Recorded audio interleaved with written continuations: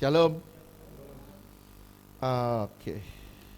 Saya masih melanjutkan tentang pengenalan identitas dan jati diri kita di dalam Tuhan. Saya berharap hari ini jadi seri penutup. Kalau ada yang mau bertanya, siapkan. Karena siapa tahu ada yang bisa menjawab.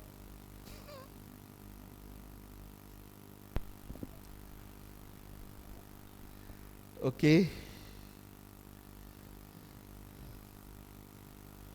Saking banyaknya kertas saya bingung mulai dari mana.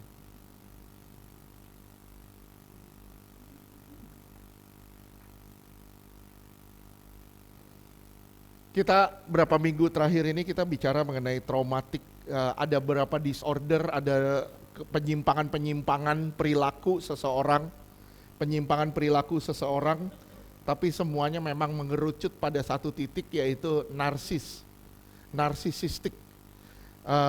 Tapi ada bagian-bagian penting dari disorder ini atau penyimpangan perilaku, yang salah satu yang sangat penting menurut saya, karena saya dan tim melayani pelepasan, yang sangat penting menurut kami itu traumatik juga.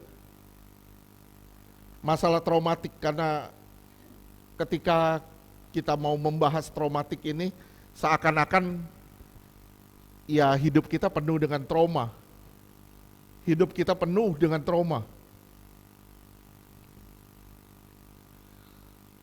Sampai hal terkecil, roh jahat itu main sampai hal-hal terkecil dari traumatik itu. Dia bersembunyi di balik traumatik itu sampai hal-hal yang paling simpel.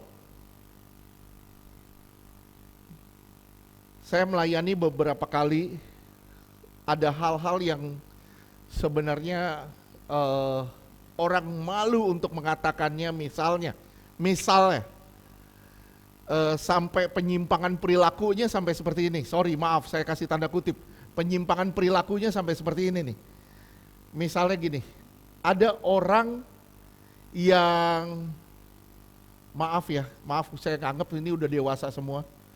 Ada orang yang mengalami birahi ketika terjadi kekerasan. Saya berharap semua bisa mengerti dengan cara yang jangan dipelintirin di otak kita, jangan jadi mesum atau apapun. Tapi ada orang yang memang kasusnya begitu. Kenapa tuh terjadinya? Yang terjadinya karena kekerasan. Karena pelecehan, itu bisa sampai menyimpangnya seperti itu. Akhirnya dia cuma bisa maaf, dia hanya bisa terangsang ketika dia dilakukan seperti kekerasan fisik, baru dia bisa mengalami rangsangan seksual. Ini kan aneh, ini penyimpangan, dan maaf ya, nggak banyak orang mau mengaku itu. Sampai mengakuinya dengan sangat berat. Nah, ini traumatik, ini sebenarnya traumatik. Ada yang pernah mengalami ini. Misalnya, ada yang pernah ngomong sama saya, Pak, saya nggak nyaman di tempat rame misalnya. Kalau ada keramaian gitu, puyeng pala saya. Nggak kuat. Saya langsung tiba-tiba gini, kamu pernah mengalami kerusuhan nggak? Pernah melihat, menjadi saksi suatu kerusuhan? Dia bilang tidak. Terus saya langsung balikin lagi, apakah kamu pernah mengalami tawuran massal? Langsung dia bilang, iya, lagi ada konser musik, tiba-tiba terjadi tawuran. Nah, begitu tawuran itu dia jadi benci dengan keramaian. Mulai dari situ dia takut dengan keramaian. Dan ini penyimpangan juga. Salah satu bentuk penyimpangan juga. Ada yang ada yang pernah mengalami trauma dengan musik keras. musik yang keras. Sampai orang itu bilang, Pak saya nggak kuat dengan gereja yang musiknya terlalu keras. Kenapa? Ya ternyata dia pernah mengalami satu hal di dunia malam, dia pernah mengalami kekerasan di dunia malam, sampai akhirnya dia mengalami traumatik itu, sampai dia mengalami takut dengan musik yang keras. Nah ini penyelesaiannya gimana? Penyelesaiannya memang gak segampang yang kita pikir. Karena traumatik itu pasti bisa balik lagi.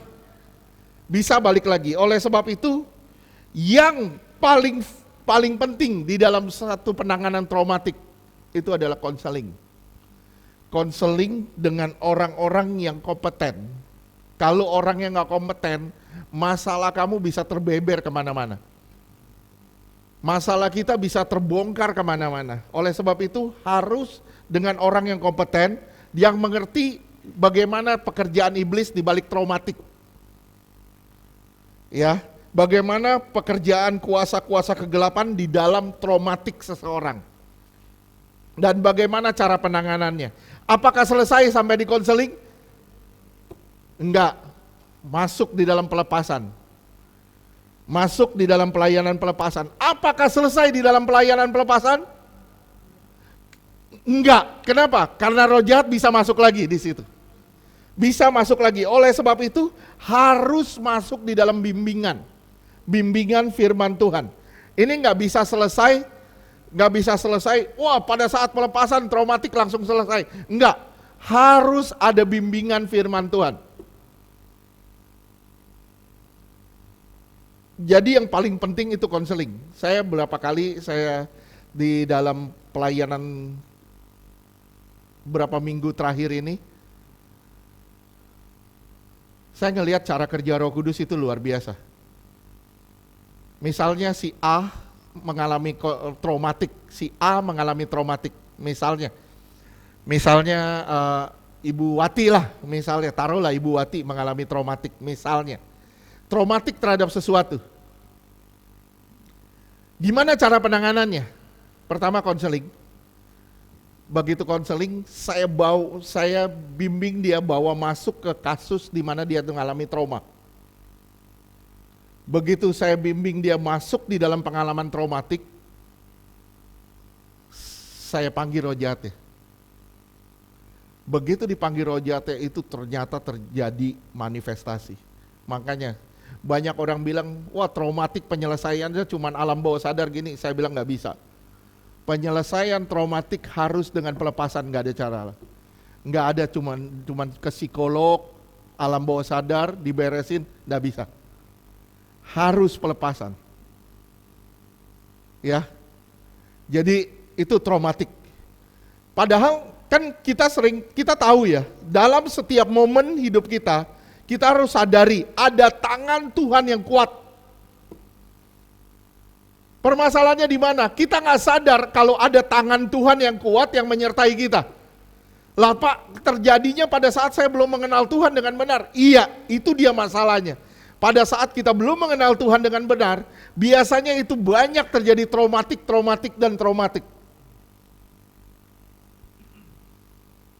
Oke, sampai sini bisa memahami? Ya,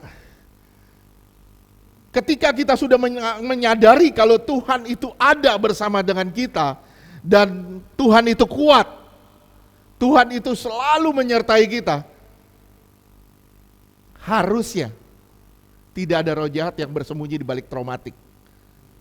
Tapi kalau sudah sampai traumatik, berarti itu, makanya saya bilang, sekali lagi saya bilang, traumatik itu nggak terjadi sekali biasanya. Tapi terjadi berkali-kali, multiple event, berkali-kali terjadi, sampai akhirnya membekas, sampai akhirnya terjadi trauma. Ada orang yang sampai trauma gini, maaf ya, misalnya sampai traumanya seperti ini. Gua kalau Willy WA gua udah deg-degan aja deh pokoknya. Misalnya, kalau Willy WA gua udah deg-degan aja deh pokoknya. Nah itu udah masuk dalam traumatik sebenarnya. Itu sebenarnya udah masuk di dalam satu traumatik. Kenapa? Karena sebenarnya dia tidak bisa menghandle kasus ini. Dan inti permasalahan pertamanya, dia tidak bisa berserah kepada Tuhan. Oke. Banyak orang bilang, saya percaya Tuhan. Tapi sayangnya maaf ya, saya tidak bisa mempercayakan diri saya kepada Tuhan.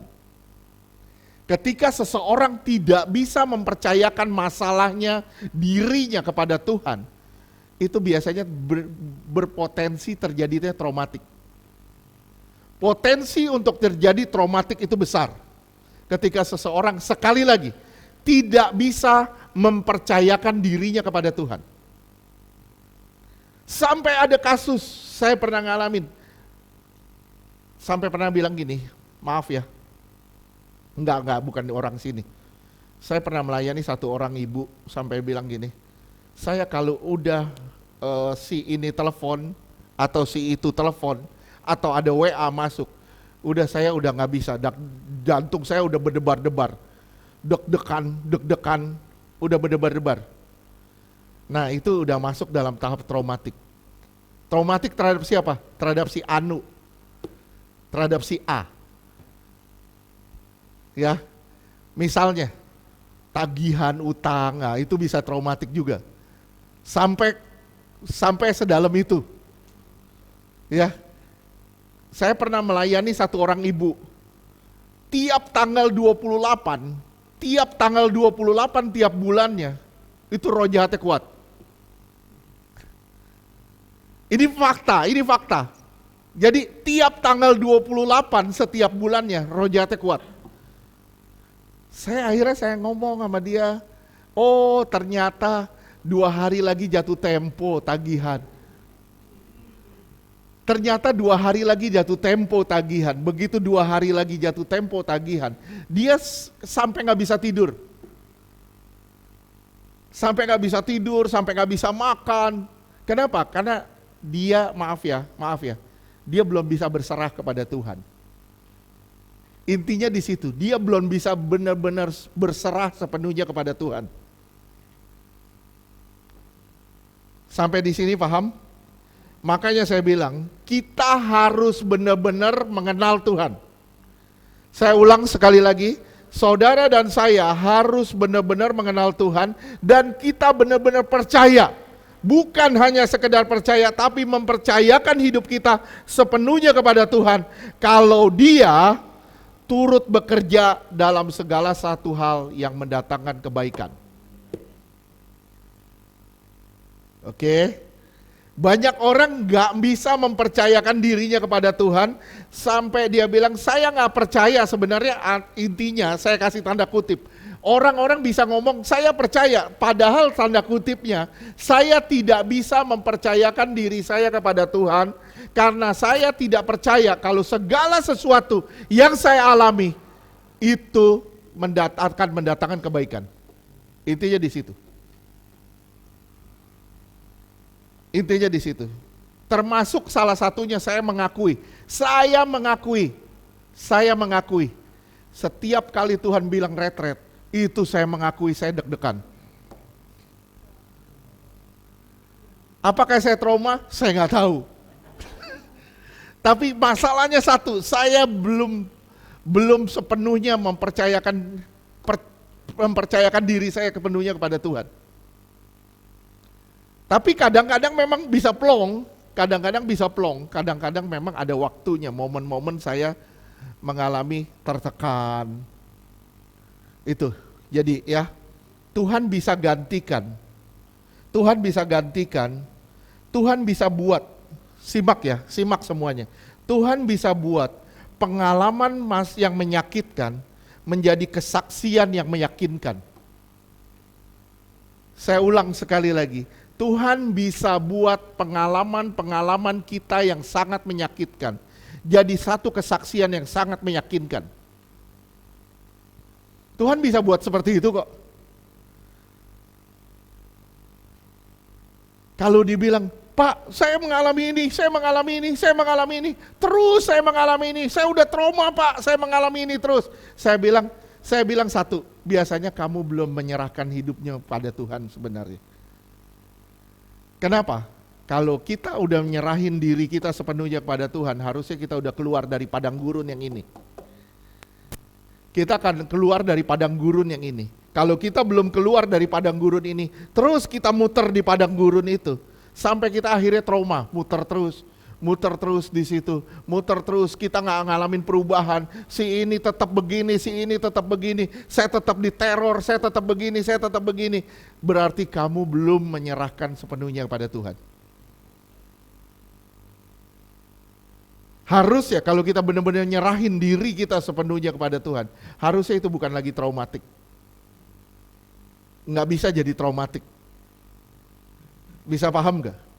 Harusnya kita menghadapi masalah, apapun masalahnya, kita bisa menghadapinya dengan lebih santai.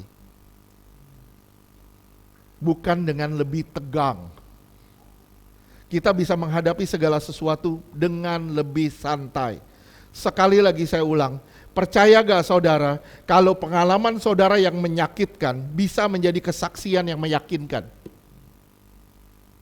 Percaya? Percaya? Berarti mau dong ngalamin pengalaman yang menyakitkan.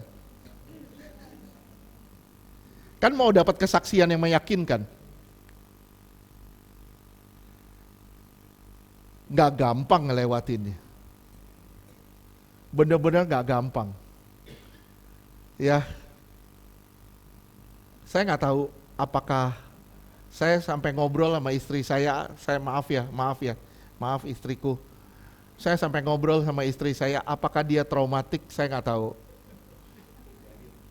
Misalnya gini, saya selalu bilang kita retret ke laut. Dia yang selalu menolak.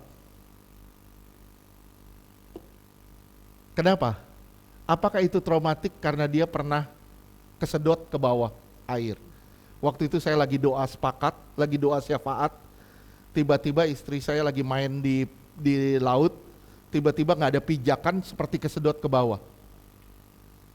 Saya bilang sama dia, apakah itu traumatik? Saya nggak tahu. Kita lihat aja.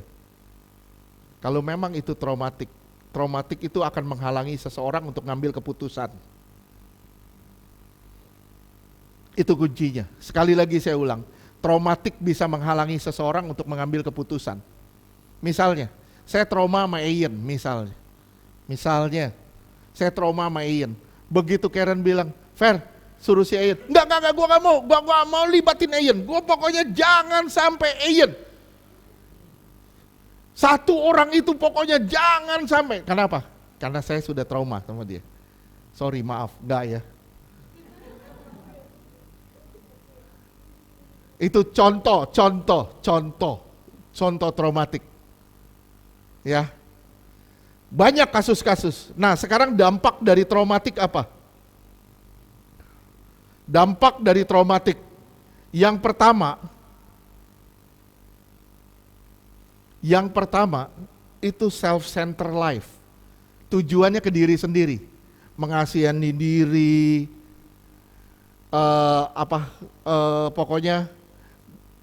pokoknya self-centered lah. Tujuannya ke diri sendiri aja, itu dampak yang pertama. Saya merasa orang paling kasihan, saya merasa korban, itu dampak dari traumatik. Nanti saudara lihat, dampak dari traumatik itu sama dengan NPD, Narcissistic Personality Disorder. Itu mirip dampaknya. Kenapa? Karena dampaknya akan menyatakan saya orang paling kasihan. Saya adalah korban. Terus mentalitas korban itu akan dijaga di situ. Sekali lagi saya bilang, mentalitas korban akan dijaga di situ. Oke? Yang kedua, menyalahkan diri sendiri. Terus kita menyalahkan diri kita. Ketiga, perasaan negatif. Perasaan negatif seperti apa? Takut, waspada yang berlebih, ketakutan yang berlebih, waspada yang berlebih, rasa bersalah, takut akan keramaian, rasa gak nyaman dengan satu situasi, termasuk panic attack. Panic attack. Saya pernah melayani satu orang, ibu, dia mengalami panic attack pada saat dia pulang dari luar negeri dan ditahan sama bea cukai. Dia panic attack. Kenapa? Ternyata itu terjadi kasus kesekian kalinya. Kasus kesekian kali dia kena oleh bea cukai. Jadi begitu ditahan sama bea cukai, padahal dia nggak bawa apa-apa, dia mengalami panic attack. Panic attack bisa seperti apa? Panic attack tiba-tiba bisa sesak napasnya, jantungnya berdebar-debar, itu panic attack. Misalnya, ada nggak di sini yang pernah mengalami jantungnya berdebar-debar atau napas yang sesak ketika terjadi kekerasan di dalam keluarga? Kamu ada jantung.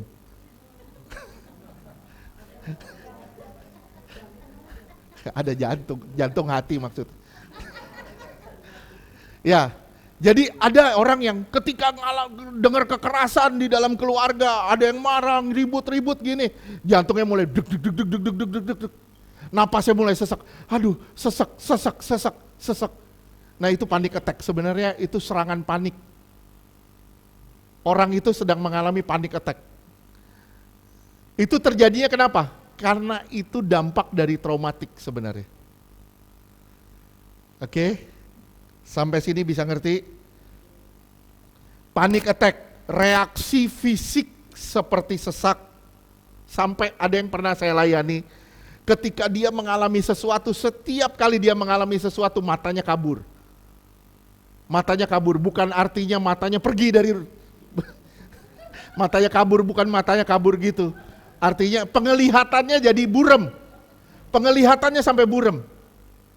Sampai gue gak bisa ngelihat apa. Gue puyeng, keleyengan ini. Nah itu ternyata itu serangan panik. Itu salah satu serangan panik. Terus apalagi dampak dari traumatik? Kasar. Orang yang trauma itu biasanya kasar, pemarah, tidak bahagia, curigaan, negative thinking sama orang. Nah kalau saya jabarin begini, kita kayaknya banyak trauma deh. Kita banyak sekali mengalami. Saudara, saya bilang ya, saudara sama saya, kita gak lepas dari peristiwa trauma yang bergelut terus-menerus. Terus-menerus ngalamin. Sebenarnya ini seperti minggu lalu saya bilang, Yesus pun mengalami traumatic event itu banyak sekali. Oke? Negative thinking sama orang. Oke? Misalnya gini, kemarin saya bilang, misalnya Vera ngomong sama saya, Pak Gem makannya banyak sekali. Dia ngomong ke saya begitu, misalnya sama dia ngomong begitu sama orang yang lagi takut dengan kegemukan. Cara menangkapnya beda. Betul gak? Misalnya Pak Yogo lagi jaga body. Misalnya dia lagi mau ikut kontes kecantikan misal. misalnya. Terus lagi jaga body supaya langsing, nggak boleh lebih dari 60 dan nggak boleh lebih dari 50 sekian. Nah, makanya banyak barang apa yang paling ditakuti oleh ibu-ibu? Timbangan. Nah, kalau orang misalnya cara Vera ngomong sama saya, makannya banyak, sama cara Vera ngomong ke Pak Yogo sama, tapi cara menyingkapinya berbeda. Betul gak? Kenapa? Karena tergantung dari masa lalu, dari pola pikir, negative thinking. Ya, sampai di sini ngerti gak? Ngerti. Sampai masuk nanti rasa terasing, rasa sendiri, nggak punya temen, nggak punya siapa-siapa, semua orang jauhin gue, semua orang nggak mau bergaul sama gue, semua orang benci gue, sampai ke satu titik seperti itu. Rasa sendiri, kenapa? Karena rasa terasing, kenapa? Karena dia mengalami traumatik misalnya. Orang ini mengalami traumatik, sampai akhirnya dia merasa terasing, merasa menutup diri, menghindar dari orang-orang, menghindar dari banyak orang. Kenapa? Karena orang-orang selalu ngomongnya nyakitin. Dia merasa semua orang nyakitin gua, ngomongnya nyakitin gua, ngomongnya nyakitin gua. Akhirnya semua orang dihindari sama dia. Oke? Nah sebenarnya kalau si A atau si B misalnya udah saling menghindari, ini sebenarnya salah satu bentuk traumatik sebenarnya yang nggak disadari. Biasanya itu udah ada traumanya di situ. Ya. Oke, sampai sini ngerti ya? Ngerti? Si A ngejauhi si B. Benci Pak. Ya, benci itu bisa, tapi masalah paling biasanya masalahnya itu traumatiknya. Karena dia mengalami traumatic event yang berulang-ulang sama si A atau sama si B. Akhirnya saling menjauhi. Terus yang berikutnya, melelahkan diri sendiri. Ngilangin pikiran. Gimana caranya gua ngilangin pikiran? Banyak orang, gua lagi banyak pikiran, gua lagi banyak pergumulan, gua lagi banyak ini. Pergi healing. Pergi healing. Begitu pergi healing, pulang pusing. Saya bilang ya, Alkitab sudah mengajar kita, nggak bisa kita melerai kebutuhan jiwa kita, kebutuhan jiwa kita dengan hal-hal yang duniawi, itu nggak bisa selesai. Saya jamin itu nggak bakal bisa selesai. Kita gali sumur dunia, kita berusaha menyenangkan diri kita untuk menghilangkan pikiran kita sesaat. Saya bilang itu cara yang percuma. Jadi cara yang benarnya gimana? Masuk kamar, berduaan sama Tuhan. Di situ cara yang paling tepat. Percuma kalian berduaan sama Tuhan kalau saudara juga tidak menyerahkan diri sepenuhnya pada Tuhan. Sampai sini ngerti? Aduh Pak, masih ada 20 sekian ayat. Iya, ini belum masuk loh. Orang yang sering direndahkan akan merendahkan orang lain yang lebih lemah. Ini salah satu ciri traumatik. Misalnya, saya sering dibully sama Pak Yogo misalnya. Atau sama Fran misalnya, saya sering dibully sama Fran. Karena Fran ini di atas saya, misalnya dia bos saya. Dia bos saya dibully sama Fran. Karena Fran ini bos saya. Tapi karena traumatik yang saya punya, saya akan membuli Willy. Karena Willy adalah bawaan saya. Misalnya, seperti itu. Saya akan melampiaskan kekesalan saya kepada orang yang lebih lemah. Misalnya, si A sering mengalami aniaya di luar. Sering mengalami trauma, masa lalunya mengalami masa lalu pahit di luar. Biasanya korbannya itu istrinya atau suaminya. Kenapa? Karena biasanya itu yang lebih lemah. Bisa ngerti gak? Bisa ya. Misalnya saya banyak mengalami kepahitan di masa lalu. Saya banyak mengalami kepahitan di masa lalu. Karena saya gak membereskan, saya korbanin Karen sebagai istri saya. Dan saya merasa dia lebih lemah dari saya. Akhirnya saya sakitin dia terus, dia harus jadi korban di dalam rumah saya. Nah itu dampak dari traumatik. Orang yang sering direndahkan akan merendahkan orang lain yang lebih rendah lagi dibanding dia. Yang dia anggap lebih rendah dibanding dia. Dan yang terakhir, dampak dari traumatik itu drive by fear, dikendalikan oleh rasa takut. Yang seharusnya kita drive by faith, kita dikendalikan oleh iman. Setuju? kita harus dikendalikan oleh iman, tapi karena traumatik kita dikendalikan oleh rasa takut kita.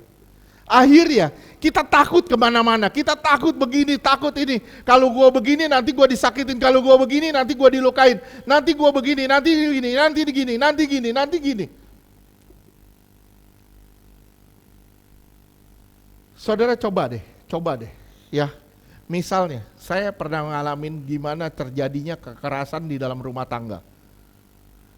Gimana terjadinya kekerasan di dalam rumah tangga, di mana keluarga itu seperti pecah perang, keluarga itu pecah satu, saling menyakiti yang lain. Akhirnya yang terjadi apa? Yang terjadi apa? Saya dikendalikan oleh rasa takut. Terus menerus saya dikendalikan oleh rasa takut. Kenapa? Saya takut pulang, saya takut begini, saya takut begini, saya takut ini, saya takut dengar yang begitu lagi, saya takut ini. Firman Tuhan bilang di Ayub 3 ayat 25, apa yang kamu takutkan itu yang terjadi. Justru yang kita takutin, itu yang dipakai sama kuasa gelap untuk menakutin kita lebih lagi. Oke, itu dampak dari traumatic, drive by fear, bukan drive by faith. Oke, kita ulang, kita baca lagi Ibrani 4 ayat 15 sampai 16.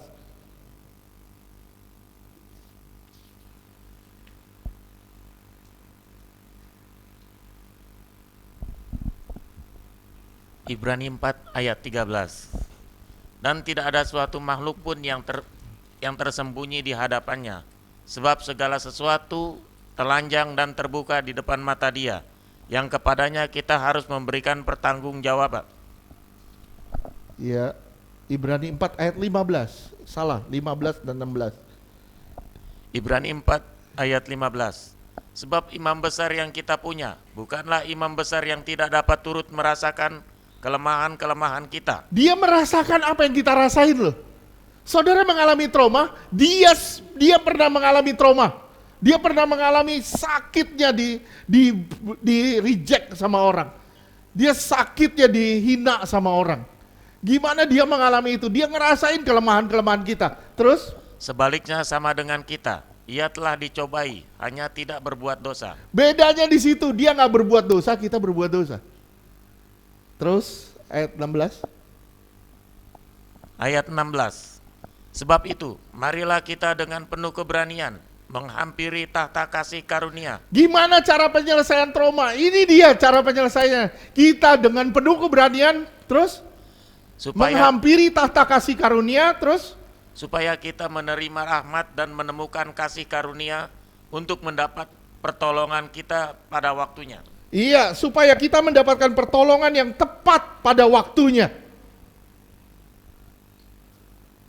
Lihat saudara, Matius 10 ayat 23 sampai 25.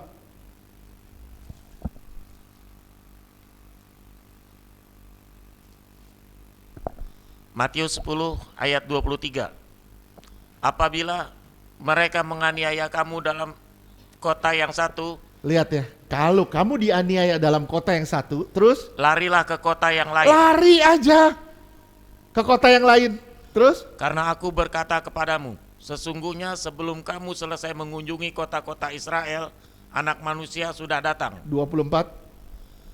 Matius 10 ayat 24. Seorang murid tidak lebih daripada gurunya, atau seorang hamba daripada tuannya.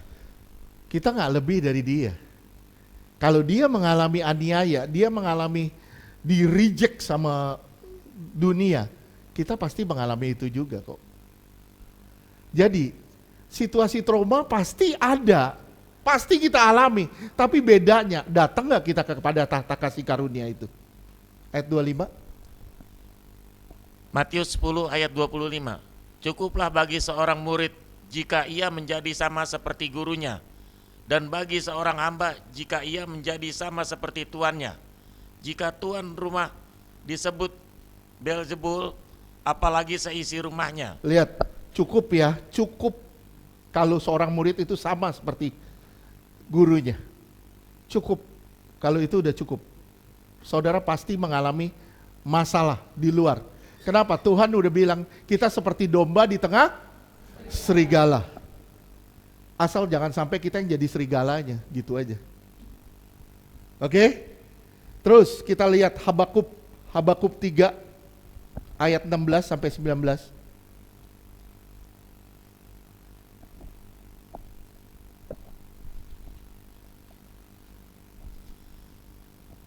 Habakuk 3 ayat 16. Ketika aku mendengarnya, gemetarlah hatiku, mendengar bunyinya, menggigilah bibirku. Ya, dia mengalami situasi-situasi trauma. Terus Tulang-tulangku seakan-akan kemasukan sengal, dan aku gemetar di tempat aku berdiri.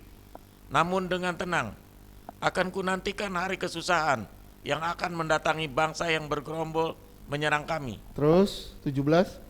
Ayat 17, sekalipun pohon ara tidak berbunga, pohon anggur tidak berbuah, hasil pohon zaitun mengecewakan, sekalipun ladang-ladang tidak menghasilkan bahan makanan, kambing domba terhalau dari kurungan, dan tidak ada lembu sapi dalam kandang. 18. Ayat 18, namun aku akan bersorak-sorak di dalam Tuhan, beria-ria di dalam Allah yang menyelamatkan aku. Lihat ya, lihat, dia mengalami situasi traumatik. Waduh susah, semuanya terhalang, semuanya gini. Tapi aku tetap datang ke Tuhan, aku tetap percaya. Walaupun semua tidak menghasilkan, aku tetap percaya. Ini trust in God, dia mempercayakan diri sepenuhnya kepada Tuhan. Banyak orang tidak bisa sampai ke tahap ini. Akhirnya dia mengalami situasi trauma dan akhirnya traumatik ini membekas di dalam dia. Dan akhirnya traumatik ini menjadi tempat kediaman roh jahat yang paling nyaman. Oke? Ya, jadi kalau saudara ada pernah mengalami trauma terhadap sesuatu, saudara ingat-ingat. Nanti kita masuk dalam sesi tanya jawab setelah ini. Ya, dicatat. Tapi yang jawabnya lagi sekolah minggu. Terus 19. Ayat 19, Allah Tuhanku, kekuatanku, Ia membuat kakiku seperti kaki rusa. Tuh, lihat ya. Begitu dia datang ke Tuhan, dia mempercayakan sepenuhnya kepada Tuhan. Dia tidak merancang dengan pikirannya apa yang terjadi. Dia membuat kakiku seperti kaki rusa. Ia membiarkan aku berjejak di atas bukit-bukit batu, bukit-bukitku. Terus, udah cukup di atas bukit-bukitku. Dia percaya kepada Tuhan dan dia bilang kakiku seperti kaki rusa. Aku gak gentar dengan apapun. Banyak dari kita sering gentar dengan sesuatu. Coba ya, kalau saudara sering mengalami kasus misalnya kekurangan, kasus kekurangan, tagihan. Biasanya kalau saudara nggak bisa nyerahin diri sama Tuhan, akhirnya terjadi traumatik di situ. Biasanya sering terjadi traumatik di situ.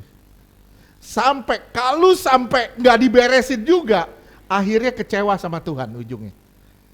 Kenapa? Gue nggak bisa, Tuhan nggak nolong gue. Saya bilang Tuhan bekerja berdasarkan iman. Tuhan bekerja dengan kendaraan iman. Kalau orang bekerja dengan berdasarkan perasaan, gimana Tuhan mau bekerja di situ? Tuhan bekerja berdasarkan iman, bukan berdasarkan perasaan kita. Akhirnya apa? Dia mengalami situasi nggak berubah. Di situ aja, muter aja di situ. Yang dia pikirin apa? Perasaan gue nih orang kasihan, gue nih teraniaya, gue nih dibuang, gue nih begini. Itu situasi traumatik sebenarnya. Oke, sampai sini ngerti? Nah, dari situasi traumatik itu muncul jadi karakter akhirnya.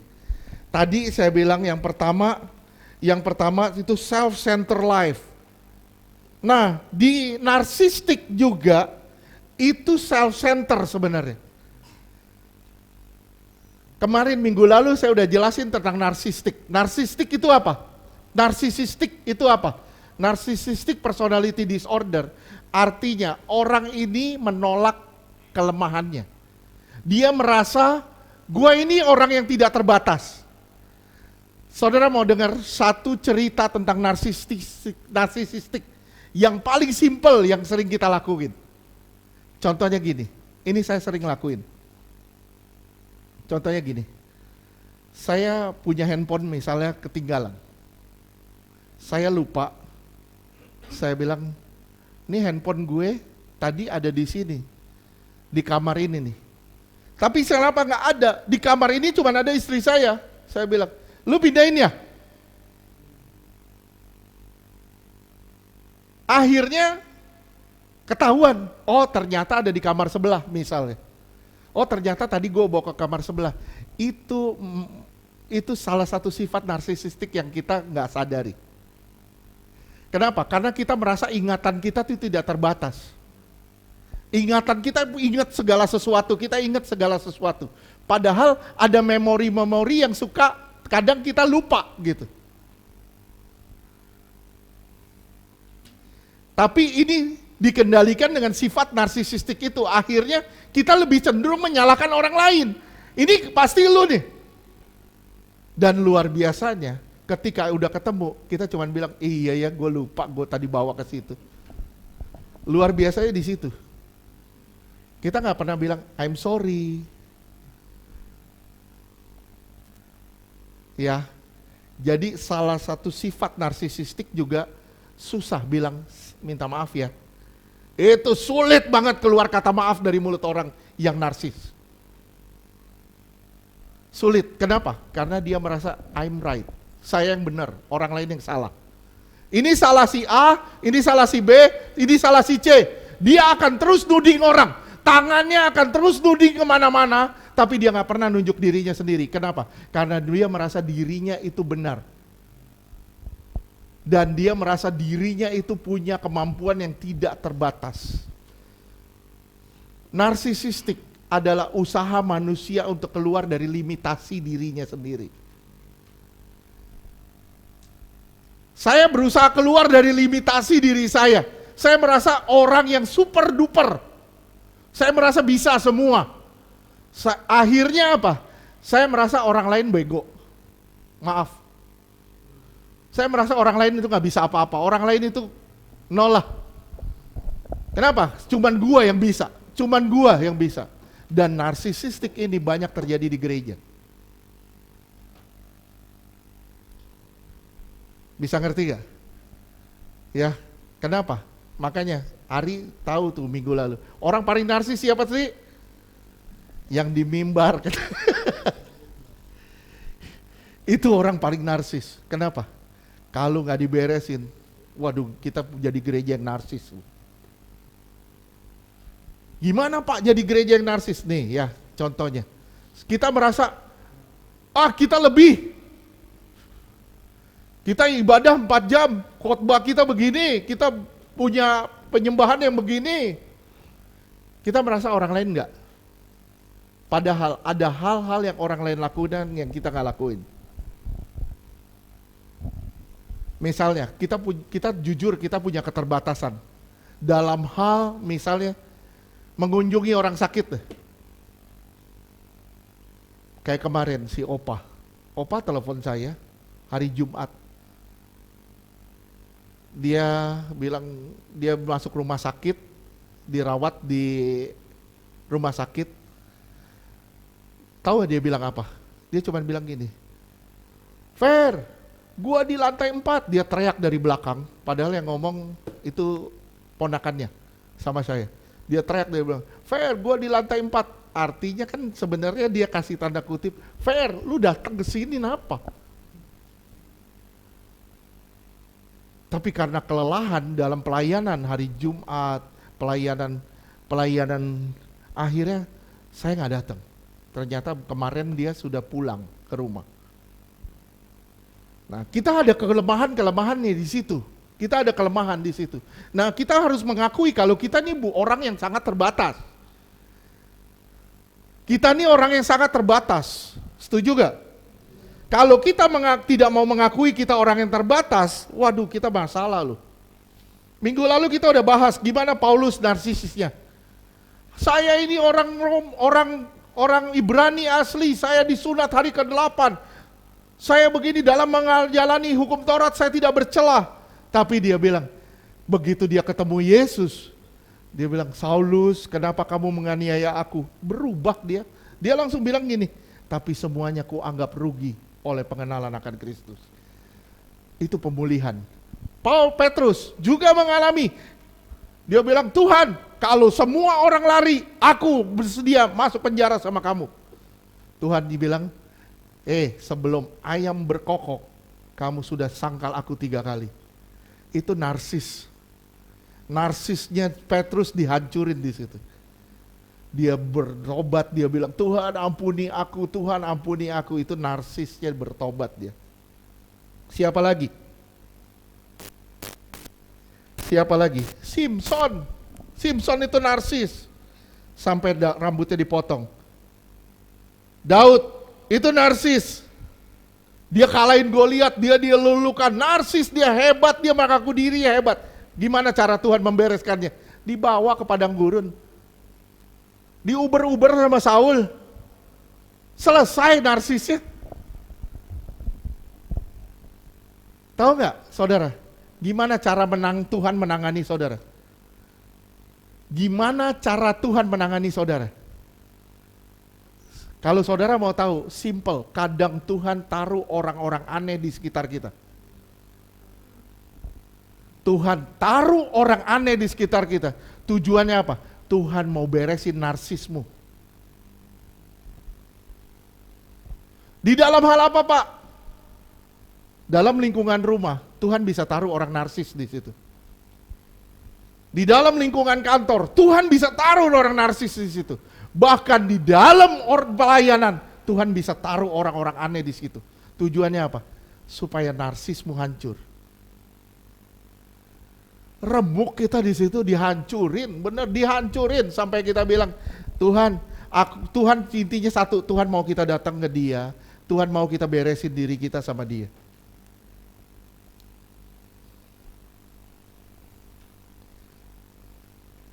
Lihat ya saudara, hati-hati ya. Kita sering nge-label orang. Misalnya, Mariani mau begini lah saya label. Tanpa saya sadar ketika saya melabel, saya narsis seperti dia. Siapapun yang melabel itu adalah orang narsis. Kenapa? Karena dia merasa dirinya yang paling tepat, paling benar, paling presisi. Dan dia merasa ini kesalahan orang lain, bukan kesalahan saya. Saya adalah korban. Saya adalah korban. Jadi salah satu mentalitas korban itu adalah orang narsistik. Oke, sampai sini.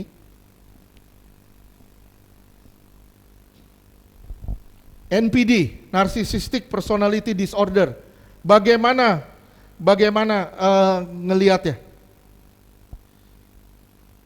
NPD, orang yang punya NPD itu punya kekuasaan atau otoriter. Orang itu otoriter atau merasa dirinya berkuasa. Orang yang merasa dirinya berkuasa atau otoriter itu adalah orang yang NPD, Narcissistic Personality Disorder. Gimana dengan orang tua? Orang tua sering abuse anak, sering melakukan kekerasan terhadap anak. Bagaimana itu? Dalam hal pendidikan, itu bukan bilang abuse. Bukan dalam hal kita menekan anak atau kita dalam hal menganiaya anak. Sorry, enggak. Dalam hal didikan tapi dalam hal banyak hal kita sering memaksakan kehendak kita kepada anak kita. Tanpa kita sadar, kita sedang membentuk NPD lain di bawah kita. Sampai sini ngerti gak? Dalam hal otoriter, kita mempunyai kuasa otoriter. Kita sering abuse orang-orang yang lemah di sekitar kita. Orang yang punya NPD, orang yang NPD juga ada rasa diabaikan, tidak dianggap sama orang. Gua nih diabaikan, di sini gua diabaikan, di situ diabaikan. Sebenarnya dia berusaha keluar dari limitasi dirinya sendiri. Sama gak saya sama trauma sebenarnya? Mirip sebenarnya dengan traumatik. Tapi ini udah jadi kelakuan. Kelakuannya udah menyimpang. Traumatik kelakuannya juga menyimpang. Tapi kelakuan yang menyimpang di dalam traumatik itu disebutnya narsistik. Sampai sini ngerti gak? Ngerti ya? Rasa diabaikan, tidak dianggap sama orang, itu narsis. Apalagi? Mereject perkataannya sendiri. Menolak apa yang dia ucapin. Misalnya, media pernah ngomong A ke saya pegang omongan media. Si A ini saya pegang omongan dia. Begitu saya ngomong, media pernah ngomong gini ke saya. Media bilang, enggak, gua nggak pernah, bener gua nggak pernah. Masa sih gua ngomong gitu? Itu dia. Menolak atau mereject satu omongan yang sebenarnya itu salah. Kenapa? Pada dasarnya orang itu nggak mau disalahin. Kuncinya orang itu nggak mau disalahin. Karena dia nggak mau disalahin, akhirnya dia mereject perkataannya sendiri. Itu salah satu sifat juga dari orang yang NPD. Menyangkal apa yang dia pernah omongin. Saudara lihat ya, kalau kita ngelihat semuanya, kayaknya semua ada di kita deh. Betul gak? Betul gak? Kita sering merasa diabaikan, kita merasa orang lain gak hormatin gue, kita sering meng-abuse orang lain atau menyakiti orang, kita sering merasa mentalitas korban kita muncul. Kayaknya gak ada harapan di kita. Tapi percayalah, begitu saudara datang ke Tuhan, Tuhan bisa beresin segala sesuatunya. Percaya aja, ketika saudara datang ke Tuhan, Tuhan bisa beresin segala sesuatunya. Salah satu sifat NPD di dalam gereja itu manipulasi spiritual. Manipulasi spiritual. Merasa paling benar dan gak mau dengar orang lain. Gini contohnya, gua mau ngajar tapi gua jangan coba-coba lu ngajar gua. Kenapa? Karena gua si paling tahu. Orang begini, ini namanya manipulasi spiritual. Dan orang ini pasti punya karakter yang menyimpang. Sampai sini ngerti? Terus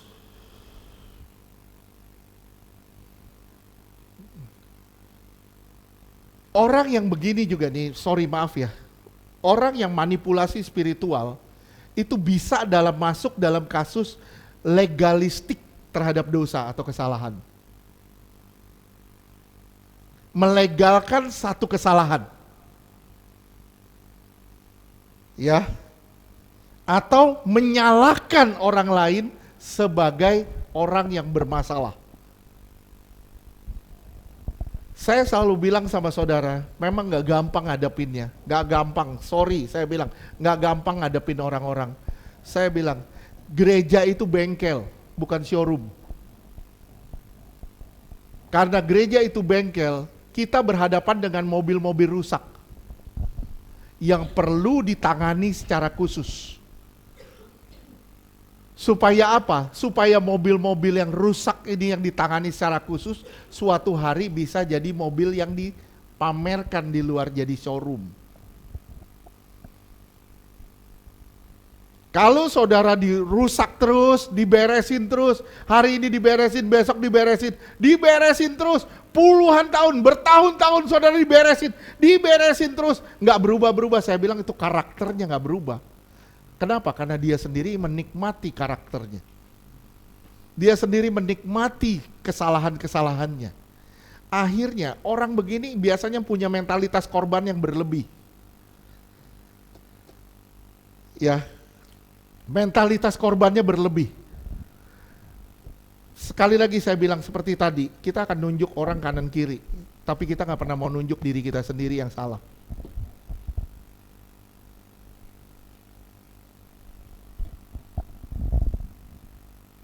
Yang berikutnya, pembunuhan karakter.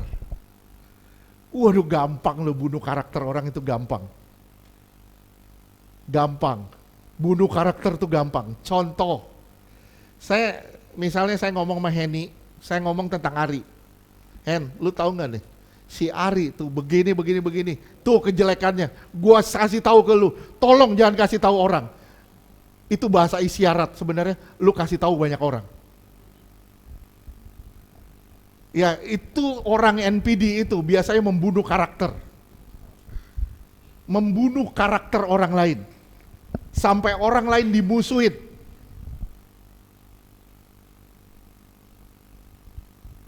Ya, pernah nggak saudara melakukan itu? Saya yakin kita pernah lakuin itu. Ngejelek-jelekin orang. Padahal tanpa sadar begitu kita jelekin orang, kita yang paling jelek.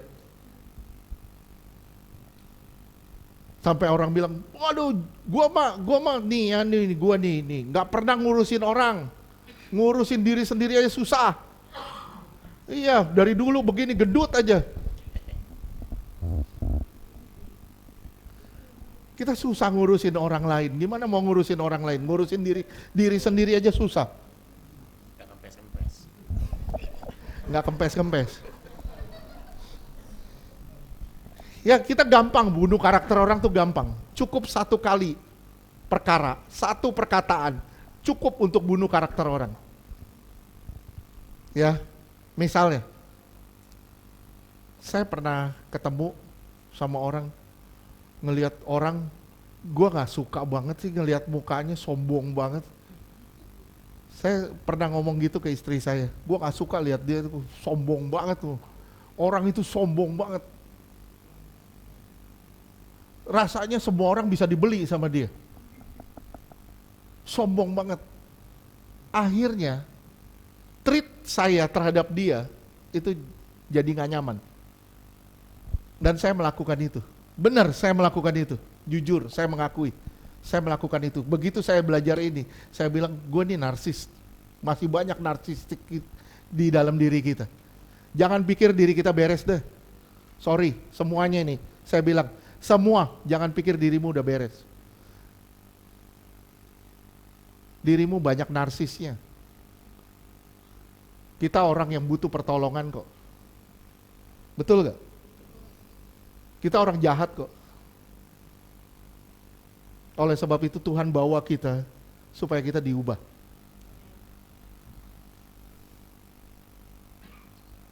Saya pernah layanin orang, ketemu orang, maaf ya, dia telepon, saya yang punya restoran ini, dia sebut nama restoran gede, dia udah datang dilayanin, dia baca buku saya, dia datang dilayanin, setengah dilayanin dia keluar, 2 kali dia datang begitu, setengah dilayanin dia keluar, terus dia bilang, saya yang punya restoran ini, saya punya rumah makan ini, wah rumah makan gede-gede, mewah-mewah, tahu nggak?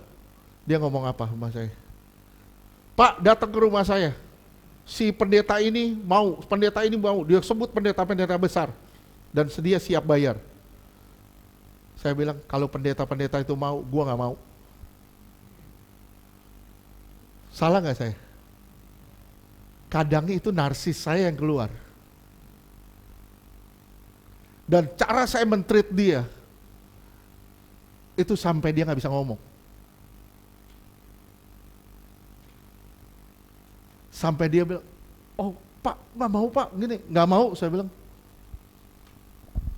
Sebenarnya yang harus saya lakuin, Bu, saya kan harus berdoa dulu, apakah Tuhan berkenan atau tidak. Karena dia udah ngomongnya sombong, saya balas dengan sombong juga. Sampai saya bilang ke istri saya, sombong banget tuh orang. Rasanya semua bisa dibeli. So dia kirim ini, doain, kayaknya keharusan. Apa yang dia ngomong itu keharusan. Tanpa sadar kita melabel dia narsis. Tanpa sadar kita melakukan juga narsis. Tanpa sadar dia begitu, kita melakukannya dengan begitu. Nah akhirnya kita sama-sama 2 orang narsis lagi ngobrol di telepon. Tanpa saya menyadari. Jujur, pernah ngalamin gini gak? Pernah gak? Sampai akhirnya kita bisa bunuh karakter orang loh. Kita bisa bunuh karakter orang. Misalnya, saya nggak suka sama Kaleb misalnya. Saya nggak suka sama Kaleb, saya ngomong sama yang lain tentang si Kaleb, jeleknya Kaleb.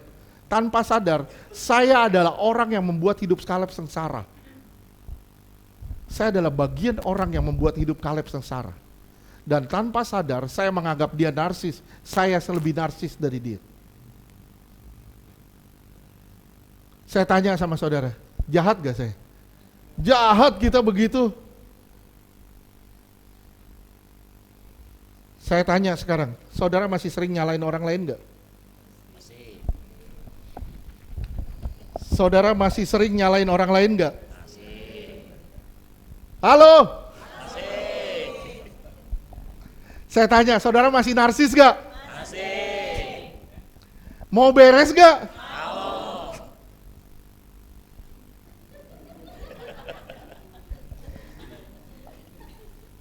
Narsis juga ditandai dengan rasa superior, berhak diperlakukan istimewa. Narsis juga merasa diri superior dan berhak diperlakukan istimewa. Haus akan pujian dan kecil akan empati kepada orang lain. Sedikit empati kepada orang lain, nggak bisa ngerasain kesusahan orang lain. Sedikit empati, superiornya gede, merasa, lu pantes hormatin gue, lu pantes lu hormatin gue, kalau gak ada gue, gak bisa jalan, lu pantes jadiin gue istimewa. Wah, saya bilang ini narsis banget deh. Ditandai dengan rasa superior, berhak diperlakukan istimewa, haus pujian, tidak ada empati pada orang lain. Ini bahaya.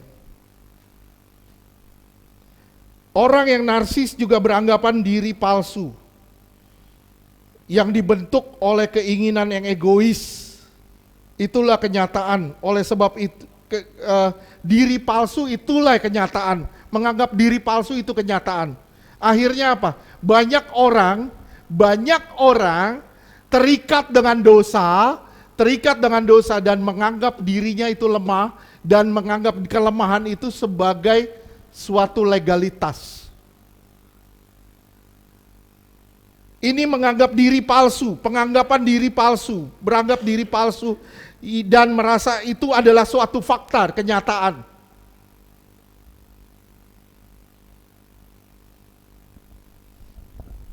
Ini bahaya benar. Bahaya. Akhirnya banyak orang terikat dengan dosa. Dosa A, dosa B, dosa C, dosa D. Tapi akhirnya dibungkus dengan kedok pelayanan. Kedoknya namanya pelayanan. Kedoknya bisa dalam bentuk materi. Gua beri materi, gua beri ini di dalam pelayanan. Gua sumbang ini di dalam pelayanan. Tapi pada dasarnya dia hidup dalam dosa.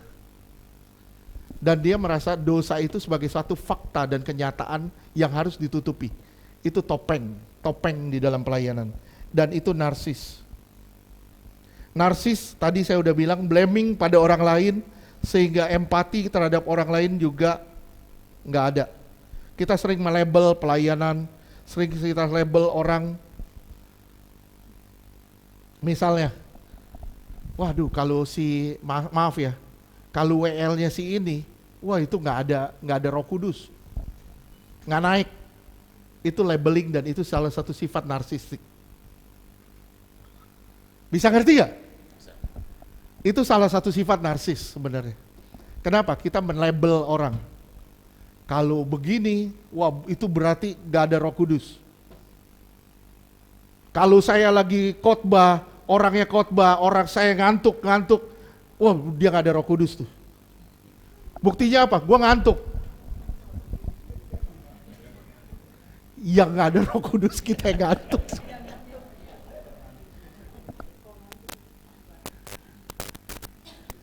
Oke, sampai sini ngerti ya? Terus kita nggak mau dengerin orang.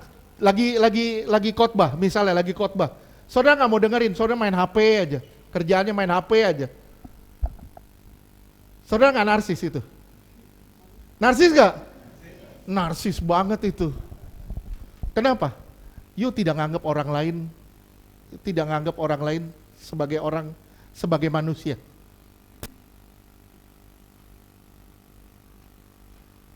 Dan kita nggak nganggap keberadaan Tuhan di tempat ini, misalnya.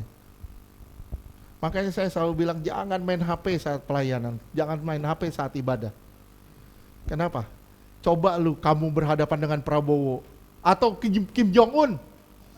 Saudara ngomong sama Kim Jong Un, kamu main HP.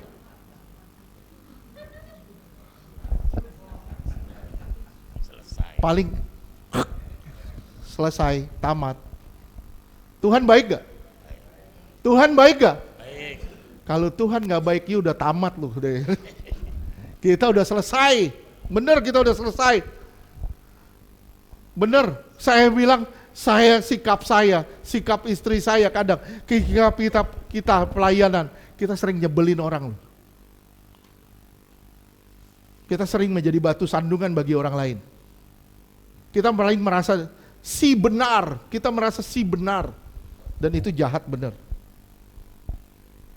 Narsistik adalah topeng yang membuat jati diri seseorang hilang. Topeng yang membuat jati diri seseorang hilang. Dan dia merasa gimana ya? Gua harus tampil lebih dari orang lain. Oleh sebab itu banyak kan yang namanya operasi plastik. Ya kan? Kenapa operasi plastik laku?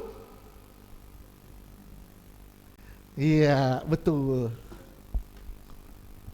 Kenapa operasi plastik laku? Karena banyak orang narsis. Kenapa? Karena dia pengen tampil baik. Kenapa kalau cewek tersinggung kalau dibilang gendut? Narsis. Ibu Yuli manggil saya, Pak Gendut, Pak Gendut, Pak Gendut. Tadi pagi, saya manggil Ibu Yuli, Bu Gendut. Ibu Yuli ngomong sama saya, Pak Gem, saya gemukan loh sekarang. Wah. Ternyata apa yang ditabur sudah bisa dituai. Jadi kalau yang mau gemuk, bersedialah dipanggil si gendut. Kalau yang mau kurus,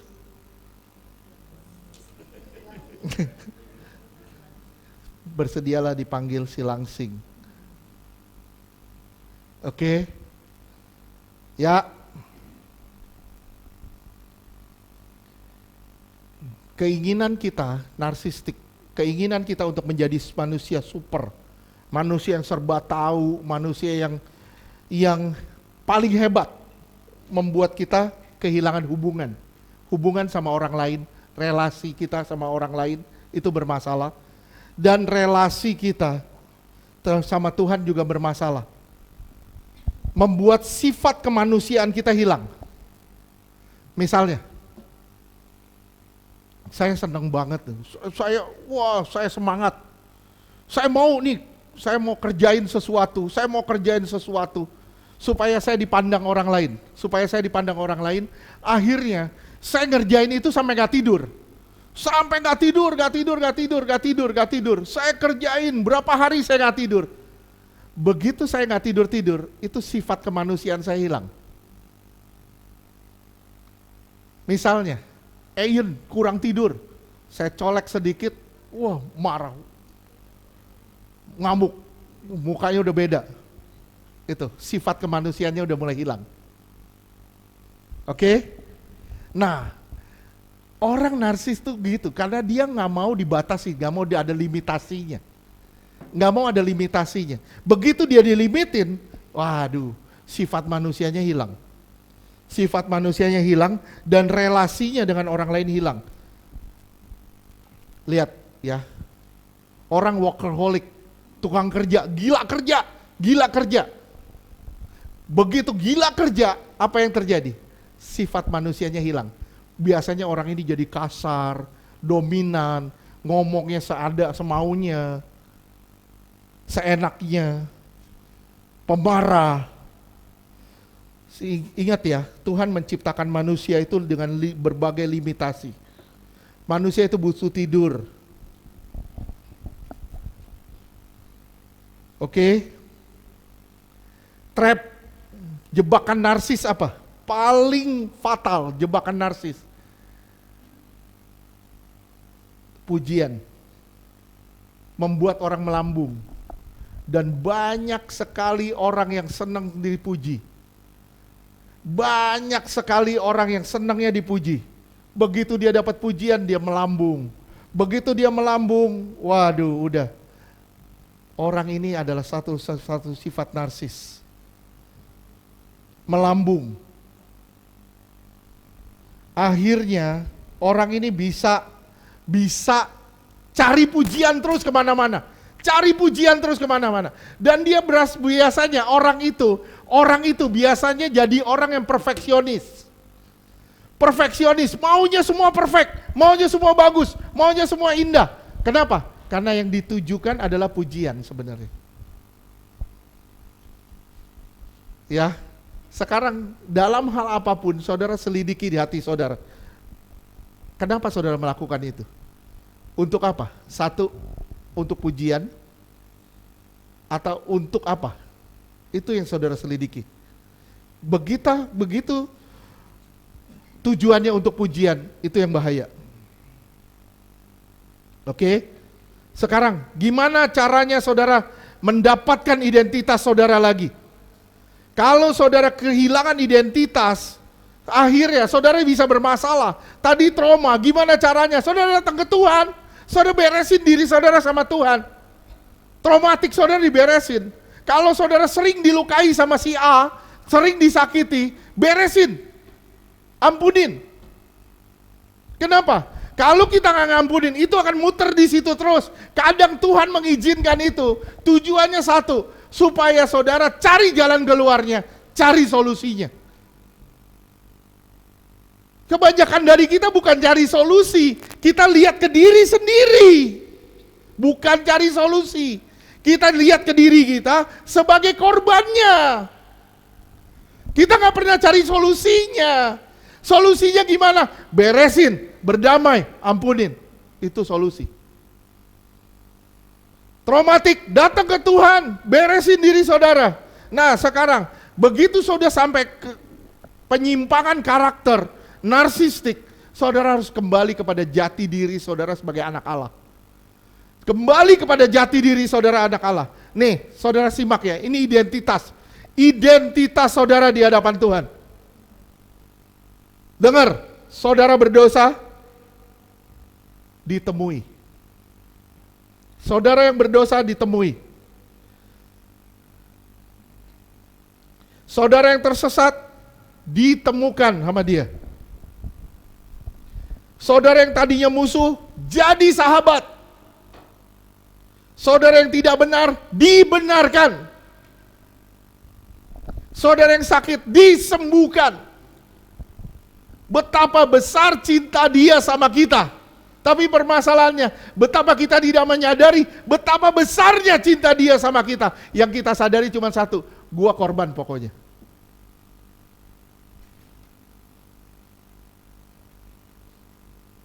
Ingat, saudara yang berdosa dibersihin sama dia, dikudusin. Saudara yang tersesat ditemukan. Saudara yang tadinya musuh jadi sahabat. Saudara yang tidak benar jadi benar. Saudara yang sakit disembuhkan. Betapa dia mengasihi saudara. Oke. Gimana caranya saudara dapat identitas? Nih, saya bagikan ayat-ayat tentang identitas. Identitas. Saya minta semuanya bacanya sama-sama deh. Satu, saudara adalah ciptaan baru di dalam Tuhan. Satu, saudara ciptaan baru di dalam Tuhan. 2 Korintus 5 ayat 17. Saya minta semuanya bacanya sama-sama. 2 Korintus 5 ayatnya ke-17. 2 Korintus 5 ayat 17. Jadi siapa yang ada di dalam Kristus, Ia adalah ciptaan baru. Yang lama sudah berlalu. Sesungguhnya yang baru sudah datang. Ini identitas baru saudara. Sebenarnya saudara adalah ciptaan baru. Saudara sudah dilahirkan kembali, saudara sudah menjadi ciptaan yang baru di dalam Tuhan. Lihat, saudara perhatiin baik-baik tentang Gideon. Waktu Tuhan datang ke Gideon, Tuhan bilang apa? Yang pertama, Tuhan bilang pahlawan yang gagah berani. Gideon lagi bikin apa? Dia lagi sembunyi di pengirikan. Semua orang perang, dia sembunyi. Tapi Tuhan datang ke dia, Tuhan bilang apa? Pahlawan yang gagah berani. Itu ciptaan yang baru, diubah sama Tuhan. Permasalahannya sekarang, saudara sadar gak saudara sudah diubah? Saudara sadar gak saudara sudah diubah? Kadang sadar, kadang enggak kan? Kenapa? Karena kita lebih mementingkan sifat kita, karakter kita. Kita mau begini, kita mau ini, kita mau ini. Itu ego. Nggak bisa, sifat narsistik kita nggak bisa dipertahankan. Sifat narsistik kita harus dilerai dengan cara apa? Kita adalah ciptaan Tuhan yang baru. Satu, saudara harus sadar, saudara adalah ciptaan Tuhan yang baru. Dua, saudara adalah kebenaran Allah. Saudara adalah kebenaran Allah. 2 Korintus 5 ayat 21. 2 Korintus 3, 2, 1, baca sama-sama. 2 Korintus 5 ayat 21. Dia yang tidak mengenal dosa telah dibuatnya menjadi dosa karena kita, supaya dalam dia kita dibenarkan oleh Allah. Saudara itu kebenaran Allah, saudara dibenarkan oleh dia. Kita yang berdosa dijadikan tidak berdosa. Dia yang tidak berdosa dijadikan berdosa. Ada tukar guling di situ. Harusnya kita menyadari posisi kita. Kalau saudara sadar ini, saudara maaf, saya bilang, saudara mau buat dosa, saudara malu. 1, saudara ciptaan baru. 2, saudara adalah kebenaran Allah. Yesaya 62 ayat 2.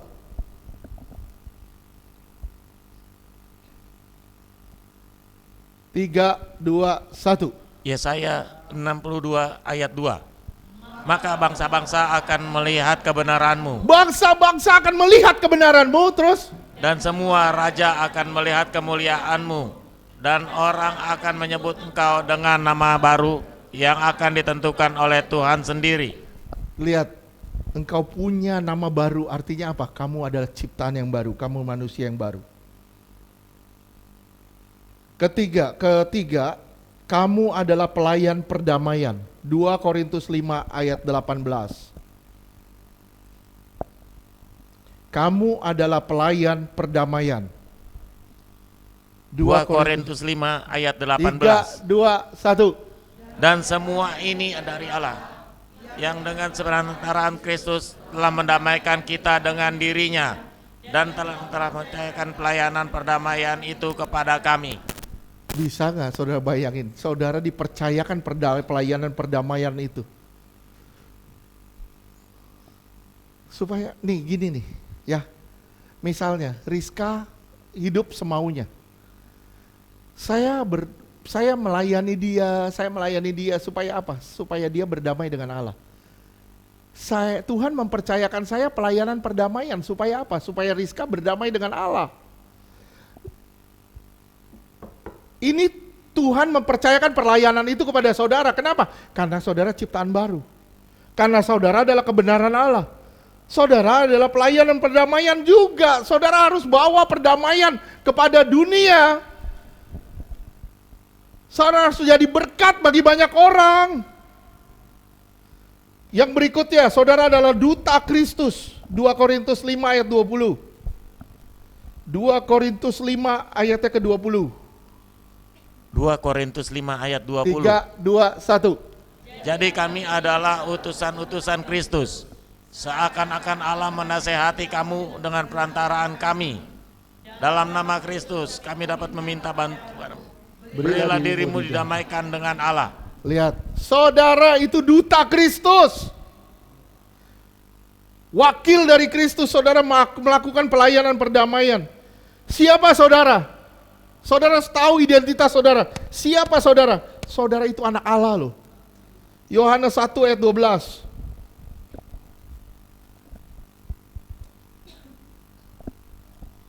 Yohanes 1 ayat 12. 3, 2, 1. Tetapi semua orang yang menerimanya diberinya kekuasaan supaya menjadi anak-anak Allah, yaitu mereka yang percaya di dalam namanya.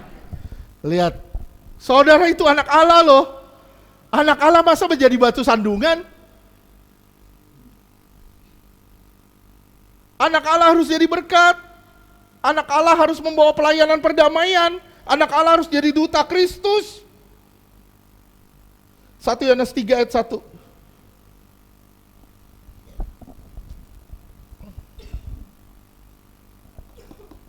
Satu Yohanes 3 ayat 1. Lihatlah betapa besarnya kasih karunia Bapa kepada kita, sehingga kita disebut anak-anak Allah. Dan memang kita adalah anak-anak Allah. Karena itu dunia tidak mengenal kita, sebab dunia tidak mengenal Dia. Lihat, siapa saudara? Anak Allah. Yesus juga disebut anak Allah, saudara juga disebut anak Allah. Betapa indahnya status saudara di hadapan Tuhan sebenarnya. Kalau saudara tahu ini, saudara tahu identitas saudara, harusnya kita udah tinggalin tuh cara hidup kita yang lama. Sekali lagi, harusnya kita udah tinggalin cara hidup kita yang lama. Setuju? Terus berikutnya, kita adalah garam dunia dan terang dunia. Matius 5 ayat 13 dan 14. Matius 5 ayat 13 dan 14. 3, 2, 1. Itu adalah garam dunia. Jika garam itu menjadi tawar dengan tidak ada lagi gunanya selain dibuang dan diinjak-injak. 14. Kamu adalah terang dunia. Kota yang terletak di atas gunung tidak mungkin tersembunyi. Sekarang saudara tahu nggak identitas saudara nih? Saya berharap jangan cuma dengar ya, tapi nyantol di hati saudara. Kalau saudara tahu identitas saudara, saudara nggak bakal dipermainin sama roh jahat lagi. Saudara itu sahabat Allah. Yohanes 15 ayat 15.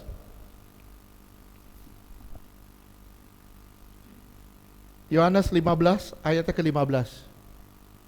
Yohanes 15 ayat yang ke-15. 3, 2, 1. Aku tidak menyebut kamu lagi hamba, sebab hamba tidak tahu apa yang dibuat oleh tuannya.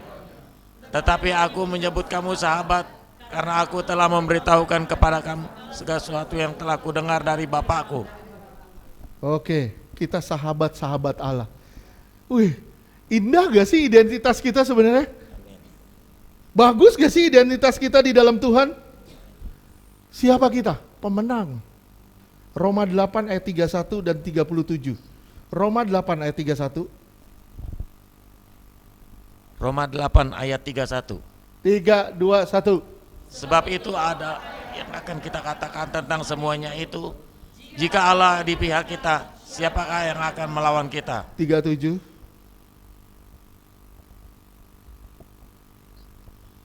Tetapi dalam semuanya itu kita lebih daripada orang-orang yang menang oleh Dia yang mengasihi kita. Kita lebih dari orang-orang yang sudah menang.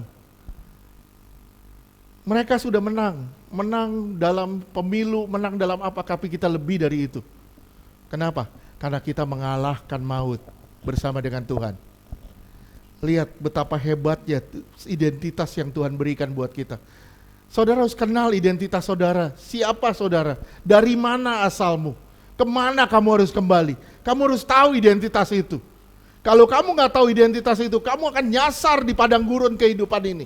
Kamu akan berputar-putar di padang gurun kehidupan ini. Kamu nggak tahu kemana tujuan hidupmu. Oke. Kita adalah bait Allah. 1 Korintus 3 ayat 16.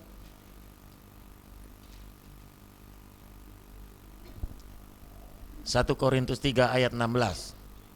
Ya, Tidak tahukah kamu bahwa kamu adalah bait Allah dan bahwa Roh Allah diam di dalam kamu? 1 Korintus 6 ayat 19.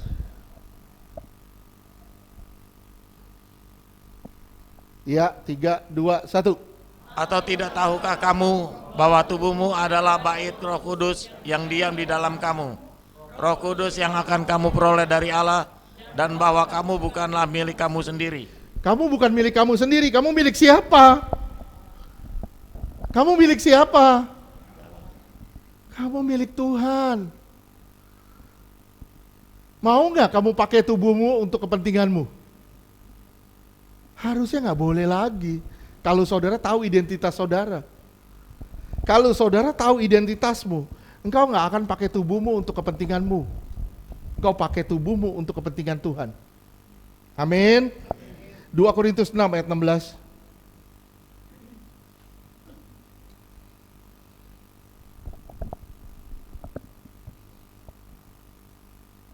Oke, 2 Korintus 6 ayat 16. 2 Korintus 6 ayat 16. 3, 2, 1. Apakah hubungan bait Allah dengan berhala? Karena kita adalah bait dari Allah yang hidup. Menurut firman Allah ini, aku akan diam bersama dengan mereka yang hidup di tengah-tengah mereka, dan aku akan menjadi Allah mereka, dan mereka akan menjadi umatku. Lihat betapa indahnya hubungan kita sama Allah sebenarnya. Yang berikutnya, kita adalah aroma Kristus. 2 Korintus 2 ayat 15 dan 16. 2 Korintus 2 ayat 15 dan 16. 2 Korintus 2 ayat 15. Sebab bagi Allah kami adalah bau yang harum dari Kristus di tengah-tengah mereka yang diselamatkan dan di antara mereka yang binasa. 16. Bagi yang kami adalah bau kematian yang mematikan, dan bagi mereka yang pertama bau kehidupan. Tetapi siapakah yang sanggup menunaikan tugas yang demikian? Lihat, kita adalah aroma Kristus. Artinya, saudara harus jadi membawa bau yang harum di tengah-tengah lingkungan saudara, dimanapun saudara berada. Karena saudara akan menampilkan Kristus. Yang terakhir, kita berharga di mata Tuhan. Yesaya 43 ayat 4.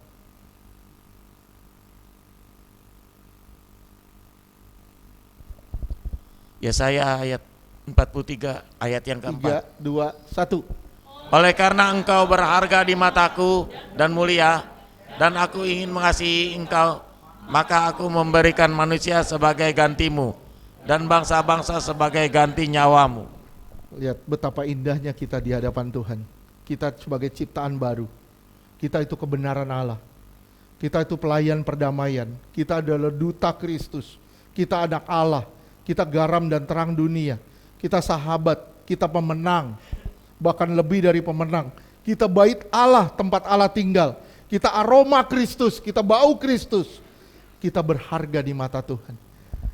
Kalau saudara tahu identitas saudara ini, seharusnya kita sudah berubah hari ini. Harusnya saudara dan saya sudah berubah hari ini. Ya, kita nggak hidup lagi di dalam traumatik, kita nggak hidup lagi di dalam narsistik, dengan pribadi yang narcissistic personality disorder. Kita akhirnya selalu merasa lebih dari orang lain. Udah stop semuanya. Sekarang gimana caranya kita merubah hidup kita menjadi pribadi yang lebih baik ke depannya? Kenapa? Kita tahu tujuan kita kemana. Saudara tahu gak tujuan saudara kemana? Tahu gak? Saudara datang dari mana? Saudara datang dari surga. Saudara harus kembali ke surga. Billy Graham bilang kita adalah traveler di dunia ini karena kita akan kembali ke surga nanti. Kita ini cuma traveler di sini. Kita suatu hari kita kembali ke sana, ke rumah kediaman kita. Tujuan kita ke sana. Kalau tujuan kita ke sana, ayo sama-sama kita berubah. Sama-sama kita perbaiki diri kita. Dan termasuk dari sifat-sifat kita yang gak beres. Sifat narsistik kita, traumatik kita, dan semua pengaruh-pengaruh buruk dari masa lalu kita. Amin. Ada yang mau tanya? Silakan. Saya beri kesempatan sebentar.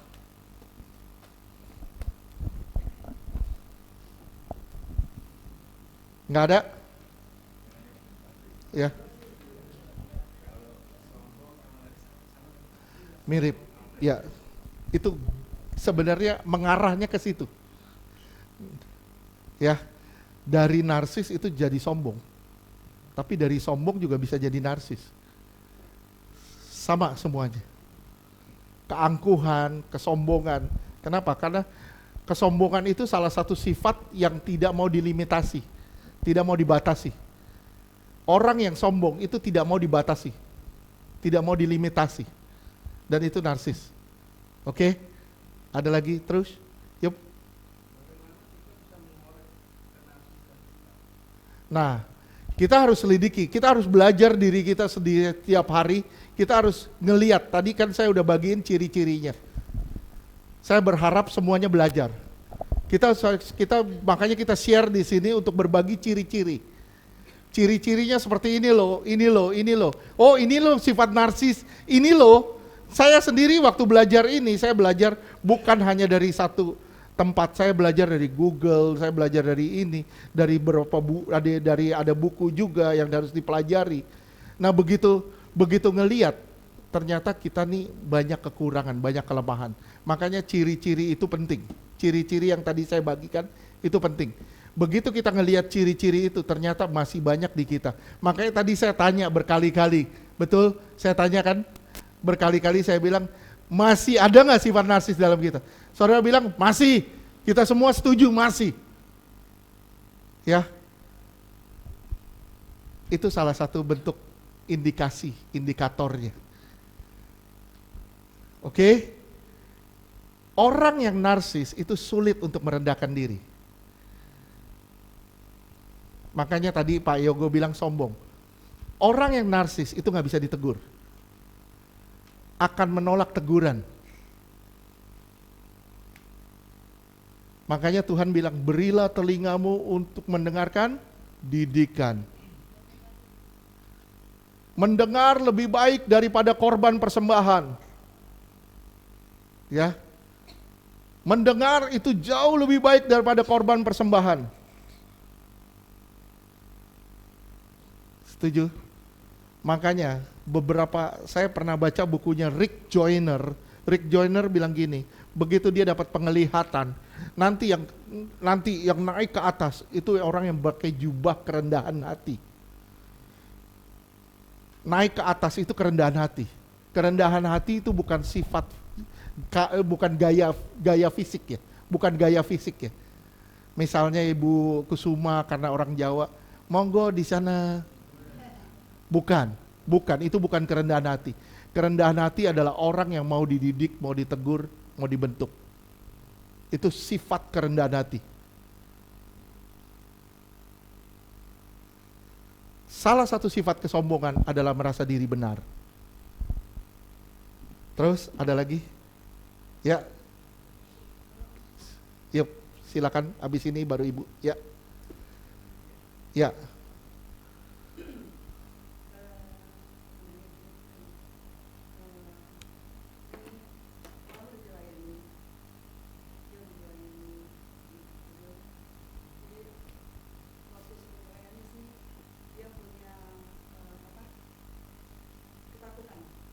Ya, anxiety, ya ketakutan.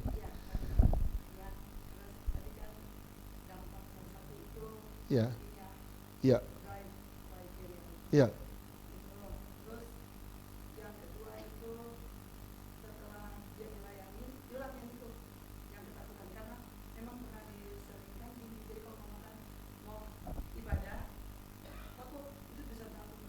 Oke.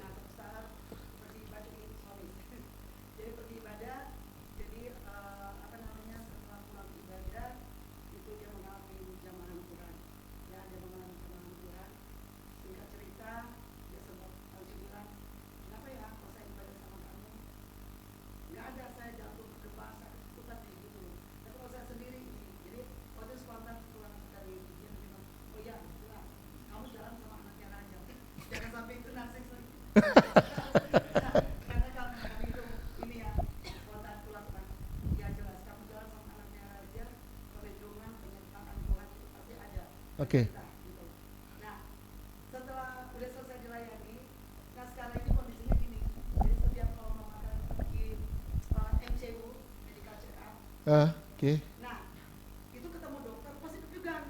Oke. Ya, kan tadi Pak Gem sempat sharing bahwa ada apa namanya dampak dari traumatik itu serangan panik. Panik attack ya. Gitu. Jadi itu pasti deg-degan banget gitu loh. Nah, Oke.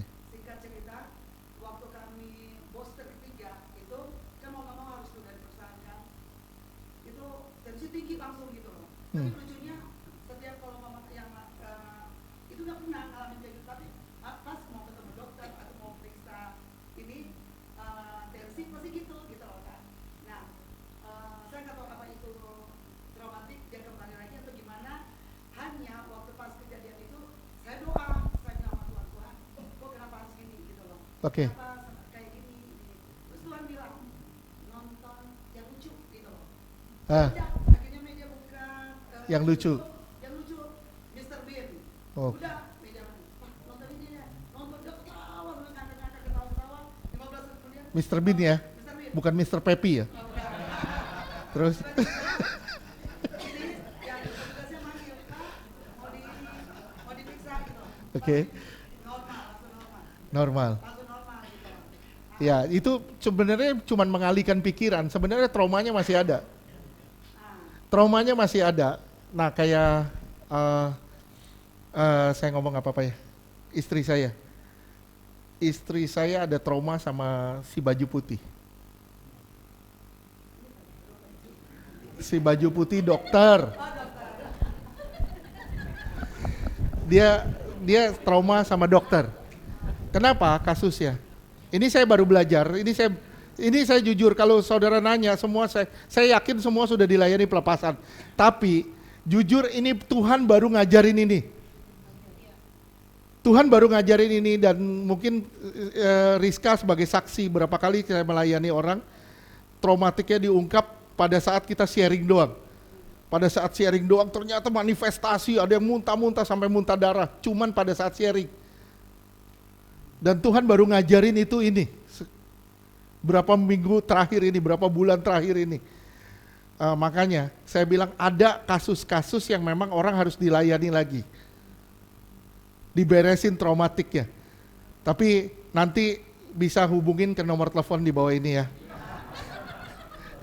Satu-satu lah, nanti satu-satu memang kalau saudara ada traumatik atau ada apa, nanti diberesin satu persatu. Gitu. Oke? Ya.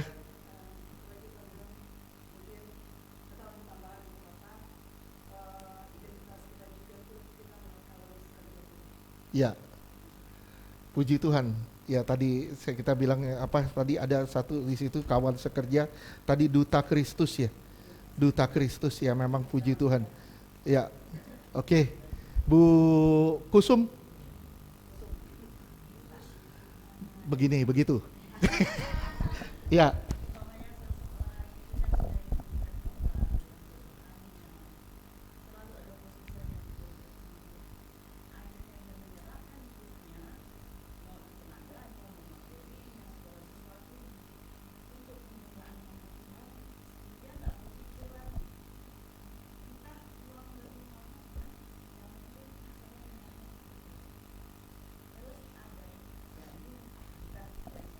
Sorry, agak gedean dikit Bu, saya.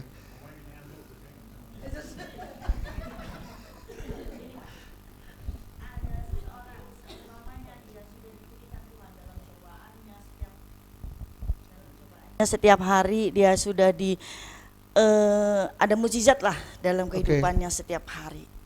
Terus dia bilang meskipun masih ada pergumulan itu masih tetap ada sampai kita dipanggil Tuhan.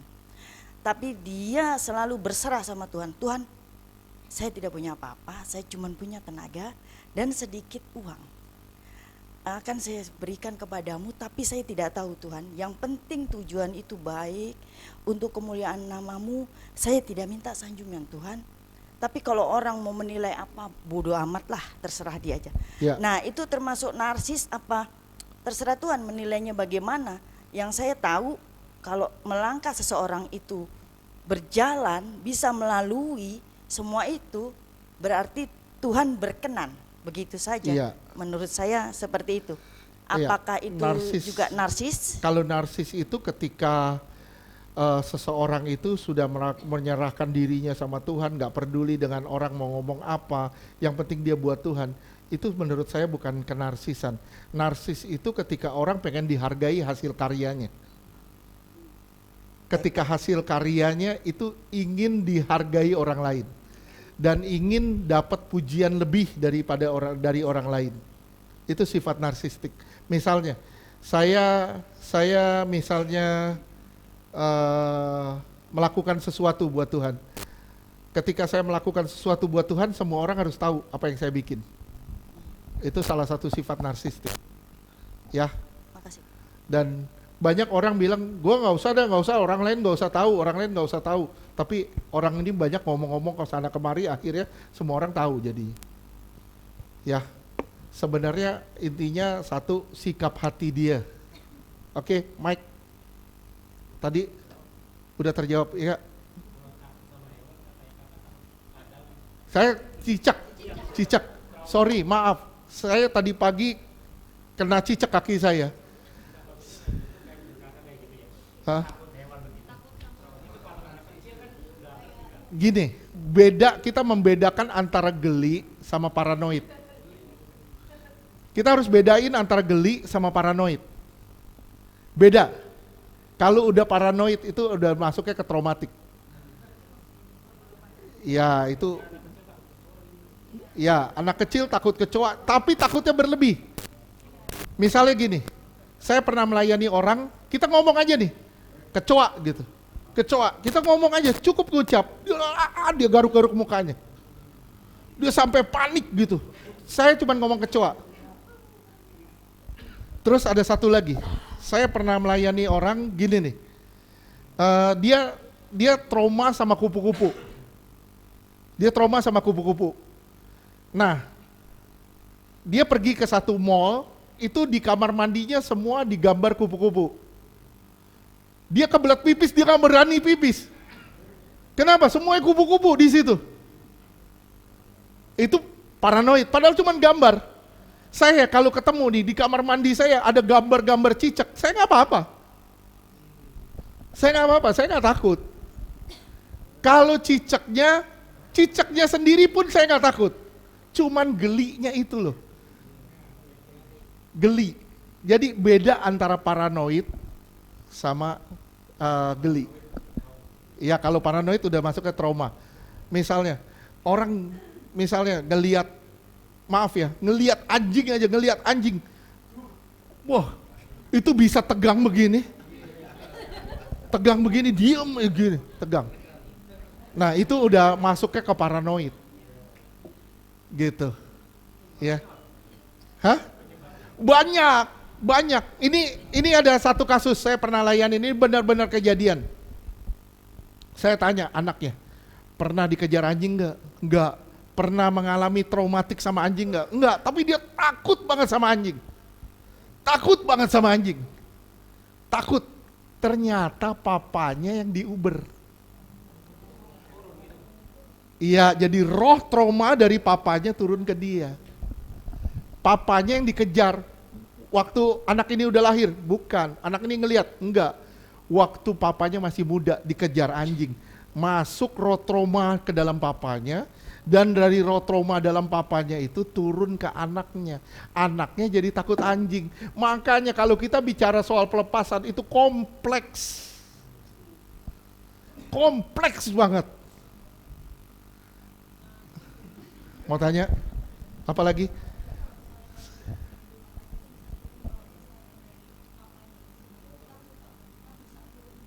Bisa. Makanya kerjaan roh jahat itu bapaknya segala pendusta, itu sangat kompleks. Oke? Ada lagi? Satu aja. Oke. Hah? Saya melayani orang yang kecoa itu sembuh. Saya melayani orang yang takut sama itu. Nih ya. Ini saya tatakan gelas saya itu gambar kupu-kupu. Saya taruh minuman di situ. Dia nggak berani ambil. Nggak berani dia minum di situ. Iya. Masalahnya roh jahat ya, itu dia. Oke. Wah, bini saya main tunjuk aja. Oke.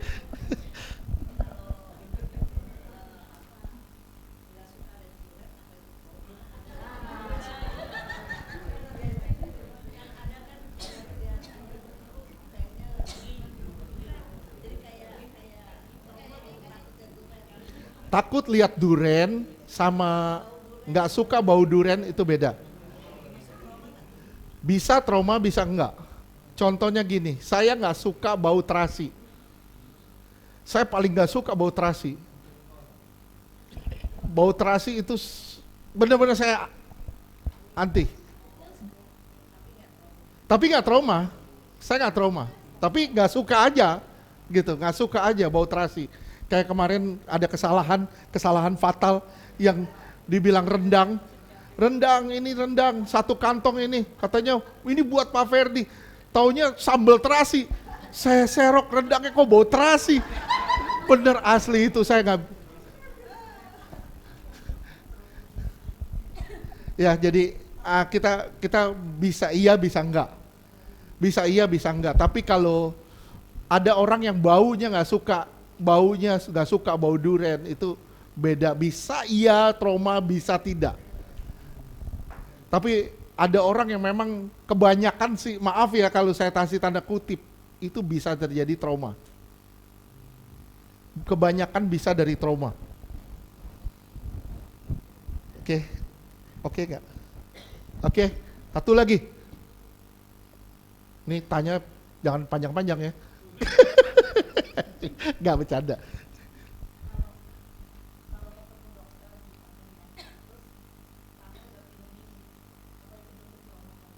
Bisa, karena misalnya pernah mengalami vonis atau pernah nganter orang dan orang itu divonis, itu bisa bawa trauma.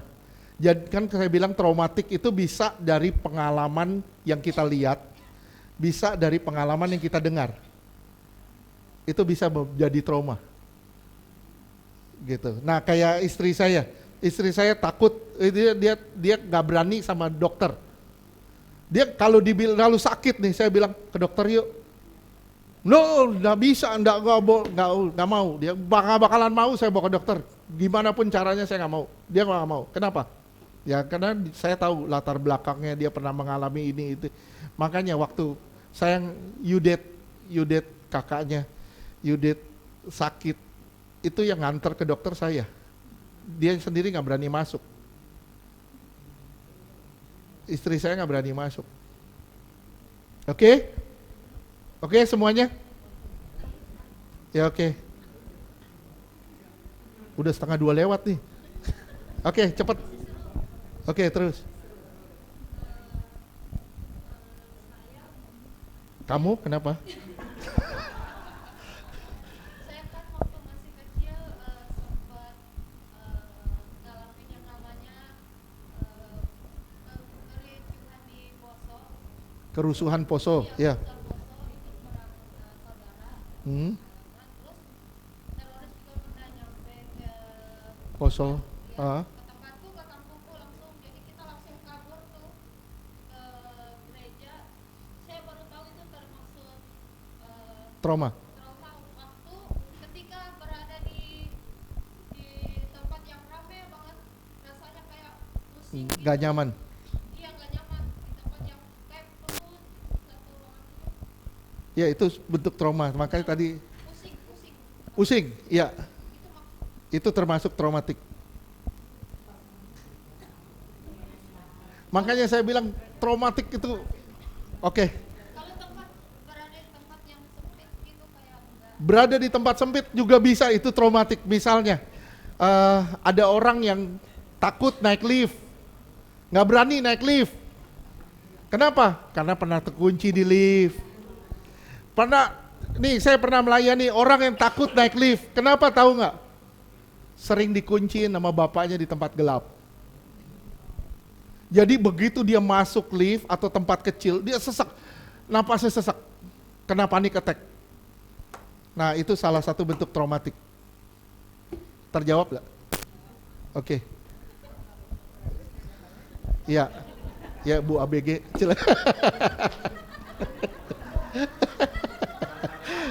Ayo, silakan Ibu Wati.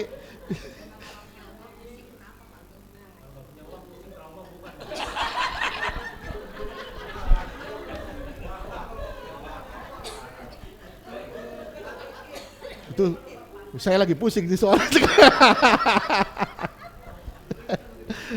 Ya.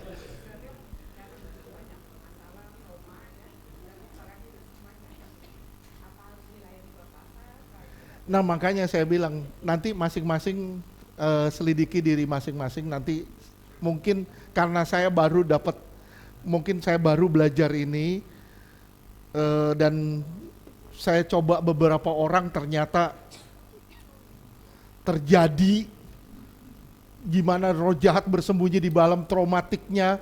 Makanya saya bilang mungkin kita nanti akan beresin satu persatu. Oke? Gitu, traumatiknya kita akan selesain satu-satu. Terakhir. Kamu mau tanya? Bisa lebih dari satu. Bisa. Bisa. Saya bilang hidup kita syarat dengan traumatik kok. Contohnya Yesus, dia di-reject gak? Dia ditolak. Dia ditolak.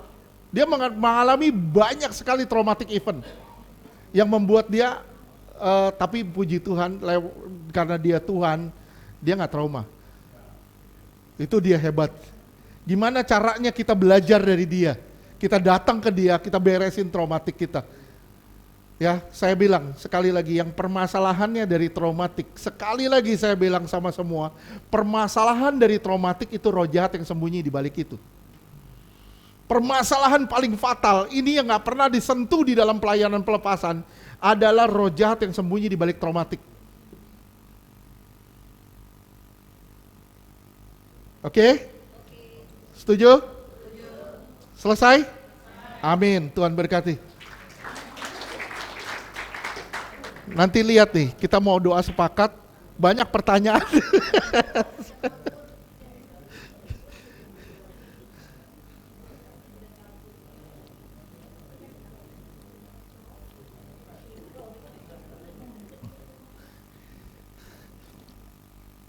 Oke, puji Tuhan, kita selesai identitas dan pengenalan jati diri.